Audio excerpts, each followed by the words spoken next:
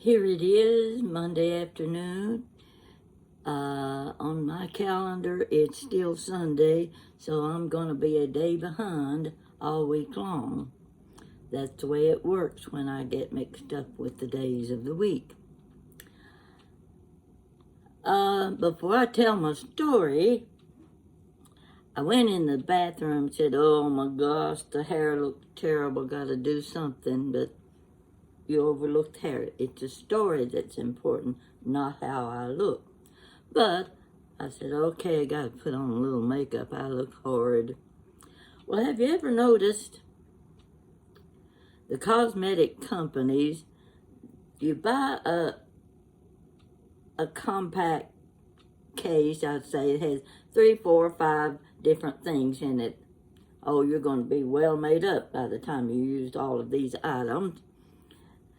And when you start looking on the little tubes and the bottles and the jars, the print is so small, you don't know if it's for your eyes or for your underarms.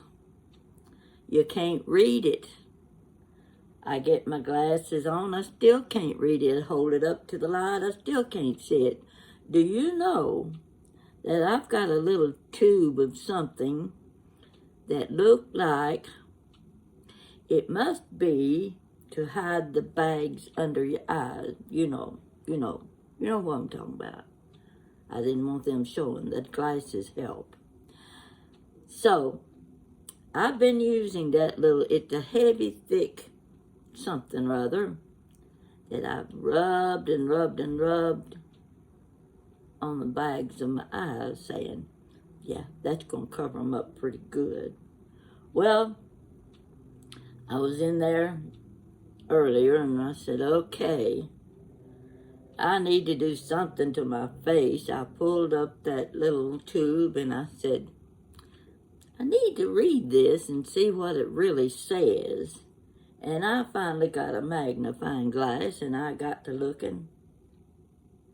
It wasn't for the bags under my eyes, it was for my eyes. Well, now I don't know exactly what that meant.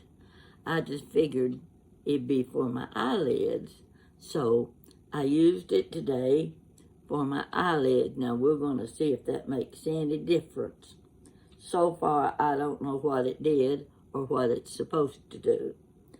Then I picked up another big tube. I never did figure out what part of the face it went on. So when I put my makeup on, I'm not real sure if it's for the chin, for the lips, or for the forehead. I just put it all over my face, and that way I've covered the situation. Should, anyway. So anyway, this is the best I could do today. Got on my favorite top. This is one of those kind of stretchy top, and I tell you what, it's real full. It would make the best maternity top. It's the kind of maternity top that I wore when I was young. Those loose and that kind of waved when the wind blows. I still think that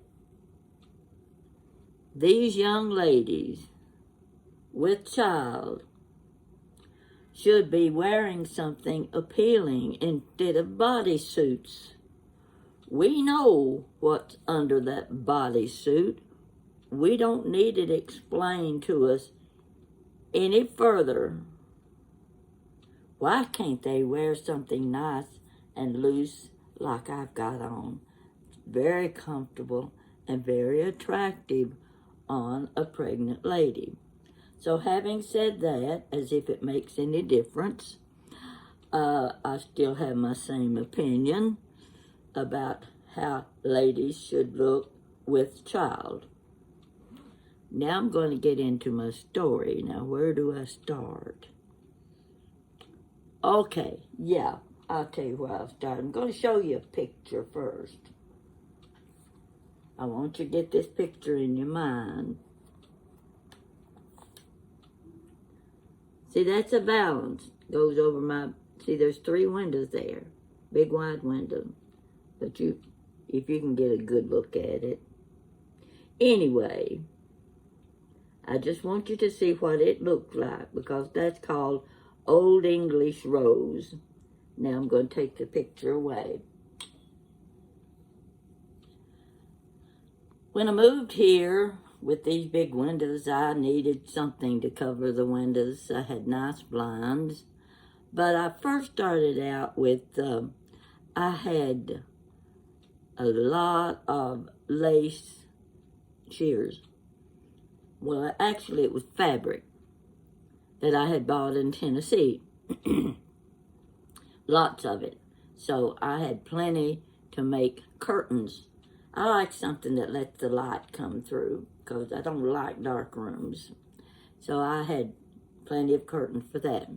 So, it must have been about 15 years ago. I was doing a lot of sewing then, making pretty pillows, dust ruffles, things like that, for the house. And I went to Shelbyville. I'd heard about a fabric shop there. I think the name of it was Where Ends Meet. It was in an old 2-story house. Oh, the kind of house I'd like to have. And 2-story house had kind of a half basement, but did it have wonderful fabrics. So I, along with a friend or two, on occasion would head for Where Ends Meet, looking for new fabrics, something new to make, and I bought the Old English Rose with the black background. Now, that pattern's been around for years and years, and it's still my favorite fabric. You can get it with the black background, white background, or yellow background. Those are the only ones I remember. So I loved the big pink roses on the black background, which you just saw. Now I bought it at Where Ends Meet. Off and on, back and forth, going to that wonderful fabric shop in that big old Victorian house. Now, I'm going to move forward to, it was about 8 years ago. When I first moved here, I met one lady who already lived here. Now, I've been here 24 years now. So, she was living here when I moved in. We became friends. She took a liking to me. I don't know why, because I was just kind of plain and ordinary. She was a lady, well-educated, very smart. She was a psychology professor. She wrote for a local monthly little magazine, a human interest column. A brilliant lady. She was also very Jewish. Now, I wasn't that familiar with the Jewish people. I mean, how you were born never bothered me one way or another. But I did realize with her intelligence, she had it over me a whole bunch. I'd never be able to compete with her.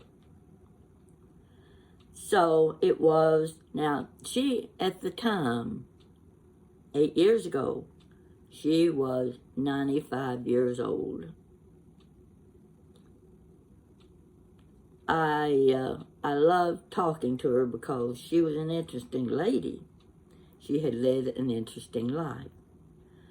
But her name was Harriet, and she was getting ready to write a book.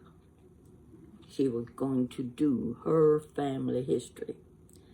And I knew without a doubt that she would have a very interesting family history. She was from an above average family. She'd never wanted for anything in her life. She got to go to college. She was a music major. She taught music. She taught piano lessons. There wasn't much the lady couldn't do, and she was a writer. Well, she also knew that I had been doing my family history, and excuse me, and I wanted to turn it into a book. She was very supportive, and I knew I couldn't keep up with her any way I tried. But still, I was going for it too. Now, I would go to the Carnegie Center that was connected to the university where I could get help writing my book and self-publishing the book. She would have publishers, and she had a good one. The difference between her writing and mine was we're both writing about our families. She had so many wonderful photographs. It was unbelievable, and stories to go with every one of those photographs. Now, I can't begin to tell you the good things about this lady. It's just that we had a little in common with each other, although she was brilliant and I was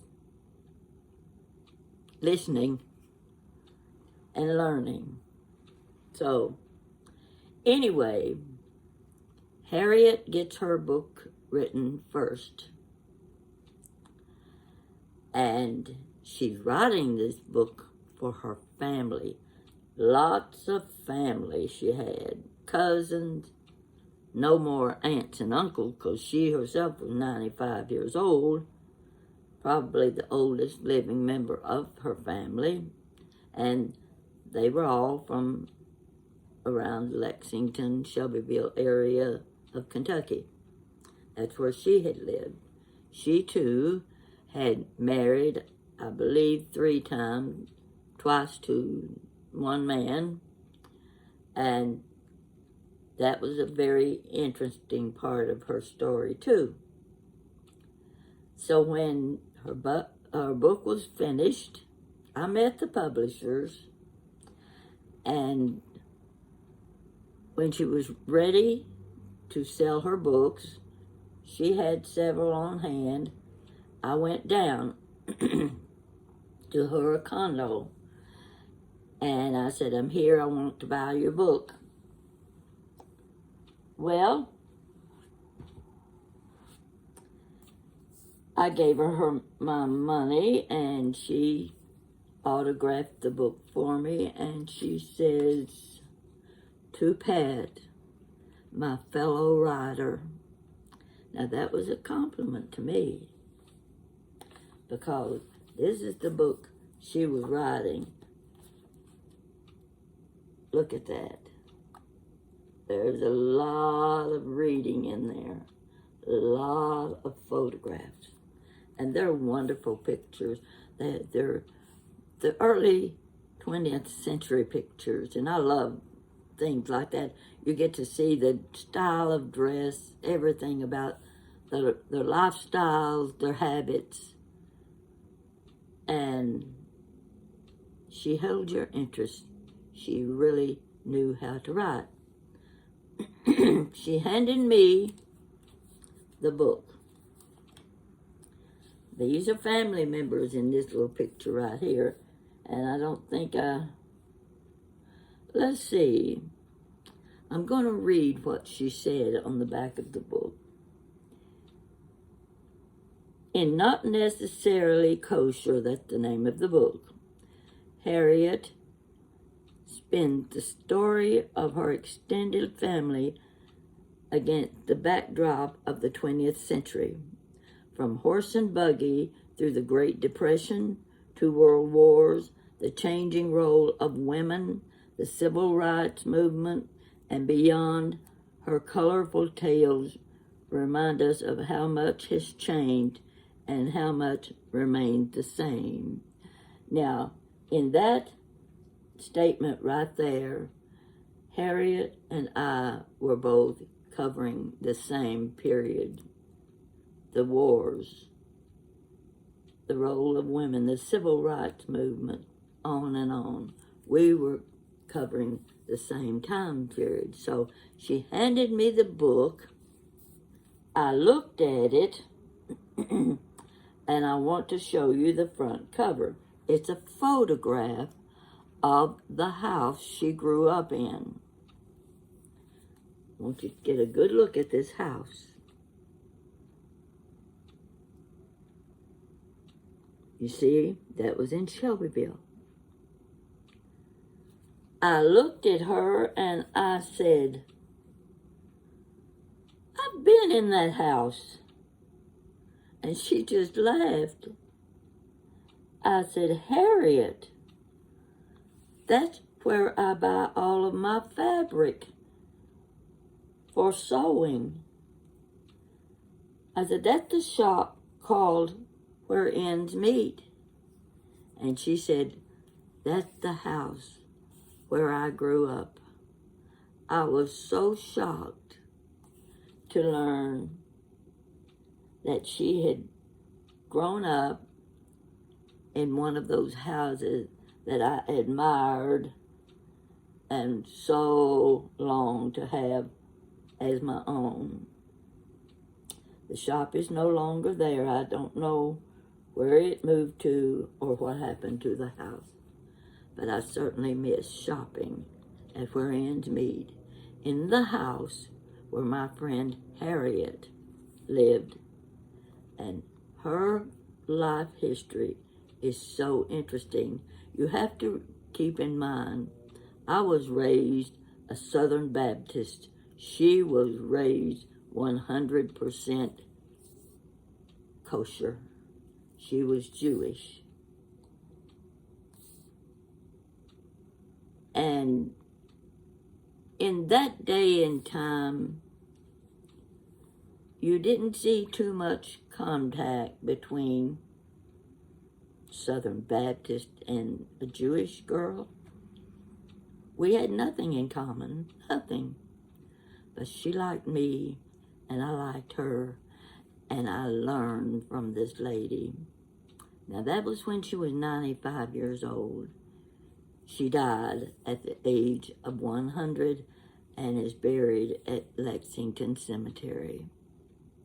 And I've still got her book, and I think I need to get back to reading it once again. See that house? Yes, I like that house. And that's where my drapery fabric came from. It's been hanging there about 15 years now. Never taken it down because it's not the kind of thing you can just take off of a rod and go wash it. It has got so much dust in it, that's probably what is holding it together now. But I like my balance. And I love that old English rose fabric. So I wanted to tell you that little story. It's amazing connections you can make with people and the things you learn about them. And every month when the Chevy Chaser magazine section comes out, it's a free magazine and comes in, put in my mailbox. Everybody living here at Hanover Towers, first thing they reached for was the page that had a Harriet column on it, and the lady knew how to write. So that's my story today, and I hope you enjoyed it. I'm glad I've got her book. It's one of those things I will keep because she signed it for me. Thank you.